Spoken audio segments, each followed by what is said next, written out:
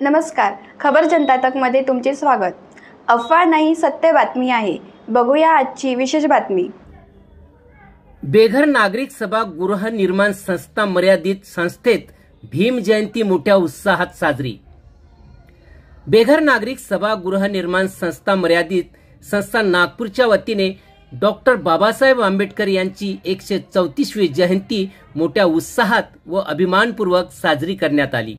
या कार्यक्रमाला प्रामुख्याने एसीपी बंटीवार साहेब, पत्रकार योगेंद्र शंभरकर व संस्थेचे सर्व सदस्य, नागरिक व अनेक मान्यवर उपस्थित होते.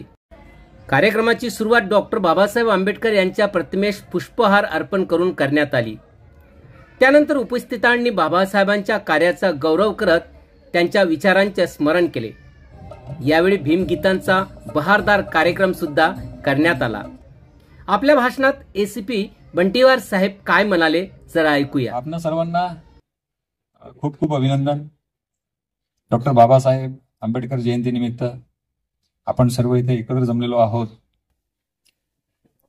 मी जे काही बाबासाहेब आंबेडकरांबद्दल अनुभवलेलं आहे ते या शतकातले युगप्रवर्तक आहेत. त्यांनी भारत देशाची दिशा व दशा बदलून टाकलेली आहे. अनेक देशामध्ये त्यांच्या संस्था कोलमडलेल्या आहेत, परंतु बाबासाहेबांनी जे संविधान दिलेलं आहे ते शाश्वत आहे. ते अजूनही टिकून आहे, कालानुरूप योग्य आहे. स्वातंत्र्यानंतर अनेक बदल घडलेले आहेत, परंतु आजही ते संविधान लागू आहे की ज्याला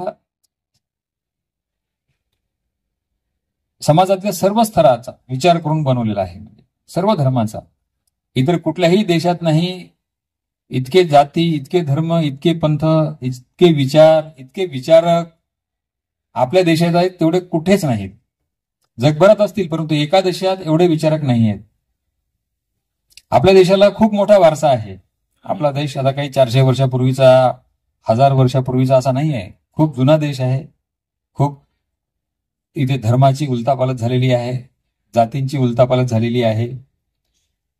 प्रत्येकाची मान्यता वेगळी आहे, प्रत्येकाचा मार्ग वेगळा आहे. या सर्वांचा विचार करून सरांनी ते त्या काळात विरोध पत्करून आपल्या पद्धतीनं चालवून सरांनी ते संविधान लिहिलेलं आहे. आणि म्हणून त्यांचा सन्मान सर्व जग करतं. त्यांचा सन्मान फक्त भारतात नाही तर जगात आहे. त्यामुळे त्यांना विश्वरत्न असं संबोधण्यात येतं. भारतरत्न ही उपाधी त्यांच्याकरता फार छोटी आहे. त्यांना विश्वरत्न संबोधण्यात येतं. आणि आपण सगळं बघत आहे की त्यांनी जी काही व्यवस्था केली त्याच्यामुळे एका देशामध्ये ज्या गतीने बदल व्हायला पाहिजे त्यापेक्षा कित्येक पटीने बदल आपल्या भारत देशात झालेला आहे. पूर्वीची परिस्थिती, सामाजिक आर्थिक परिस्थिती आणि आताची परिस्थिती.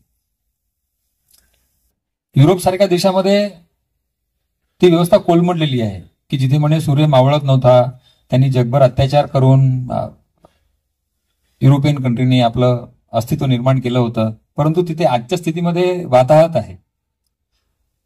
पण आपला देश असा होता की जो मागच्या शेकडो वर्षापासून वेगवेगळ्या लोकांच्या गुलामगिरीत होता, कधी मुघलांच्या, कधी इंग्रजांच्या. त्या स्थितीतून बाहेर पडून आपण आज या सन्माननीय स्थितीला पोहोचलेलो आहे. याचं श्रेय फक्त डॉक्टर बाबासाहेब आंबेडकरांना जातं. कालानुरूप अनेक नेते झालेले आहेत, अनेक व्यवस्था निर्माण झालेल्या आहेत, परंतु त्या सर्वांना बाबासाहेबांच्या संविधानाचा मान राखावाच लागतो.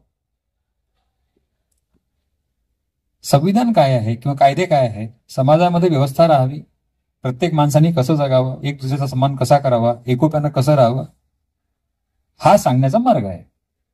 अगोदरचे धर्मशास्त्र पण तीच होती की आपण या समाजामध्ये एकत्र कसं राहावं, समाजात सर्व पद्धतीची उन्नती कशी करावी हे सांगणारे होते. पण कालानुरूप प्रत्येक गोष्टीमध्ये एक विकृती येत जाते.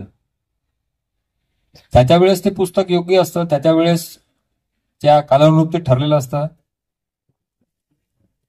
या सर्वांचा अभ्यास केला होता डॉक्टर बाबासाहेब आंबेडकरांनी.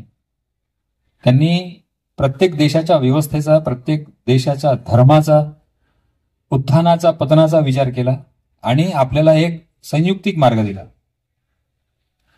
आणि आपणही बघत आहोत इतक्या कालावधीमध्ये की आपले जे सण उत्सव होते, राष्ट्रीय सण, ही होती आजची विशेष बातमी. बघत रहा खबर जनता तक. लाईक सबस्क्राईब करा. धन्यवाद.